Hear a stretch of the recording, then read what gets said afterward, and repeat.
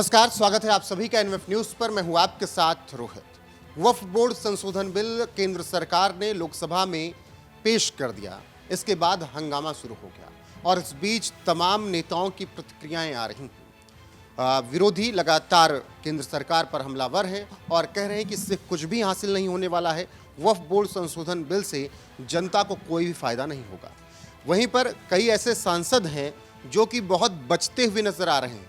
इससे पहले वो तमाम मुद्दों पर मोदी सरकार का मुखर होकर विरोध करते रहे, लेकिन वक्फ बोर्ड संशोधन बिल पर वो बहुत तीखी प्रतिक्रिया नहीं दे रहे हैं। जिस तरीके से प्रतिक्रियाएं समाजवादी पार्टी की तरफ से आ रही हैं, कांग्रेस की तरफ से आ रही हैं, उस तरीके की प्रतिक्रिया कुछ और पार्टियों की तरफ से नहीं आ रही है। हालांकि वो लगातार विरोधी रहे हैं मोदी सरकार के और योगी सरकार के। जी हाँ, हम बात कर रहे हैं चंद्रशेखर की, नगीना से सांसद चंद्रशेखर। आज़ाद समाज पार्टी जिनकी है और वो पहली बार सांसद बने हैं नगीना से।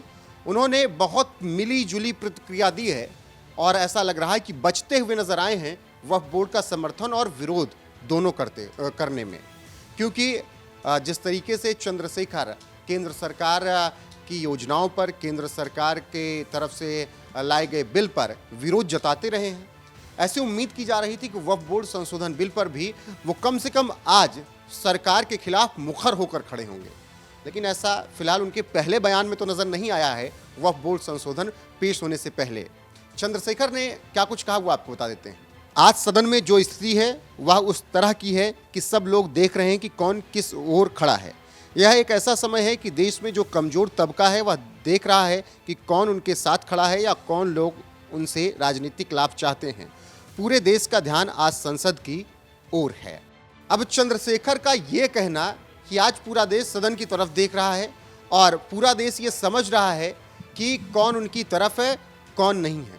अब क्या ये उन लोगों पर तंज कस रहे हैं जो वक्फ बोर्ड संशोधन बिल का विरोध कर रहे हैं, या फिर उन लोगों पर तंज कस रहे हैं जो वक्फ बोर्ड संशोधन बिल का समर्थन कर रहे हैं? ये उन्होंने अपने बयान में साफ नहीं किया।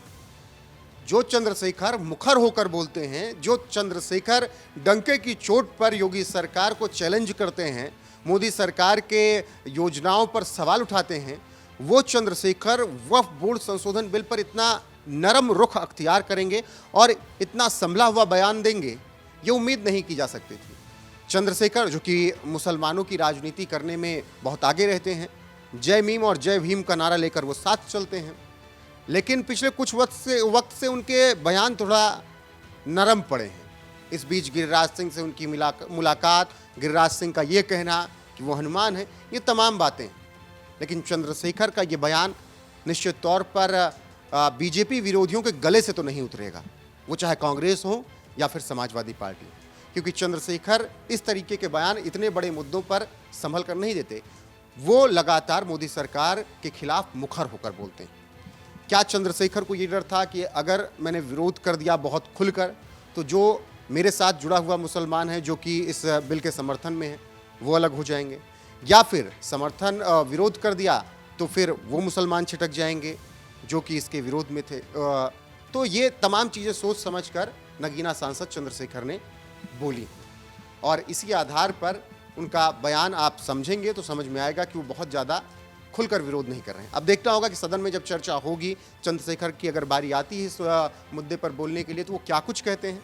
फिलहाल सदन में हंगामा मचा हुआ है। कांग्रेस और तमाम विपक्षी दल मोदी सरकार पर हमलावर हैं और डिम्पल यादव हों, अखिलेश यादव हों, राहुल गांधी हों, प्रियंका गांधी हों, सभी कह रहे हैं कि ये न्याय नहीं हो रहा है और इससे कुछ भी लाभ आम जनता को मिलने वाला नहीं है।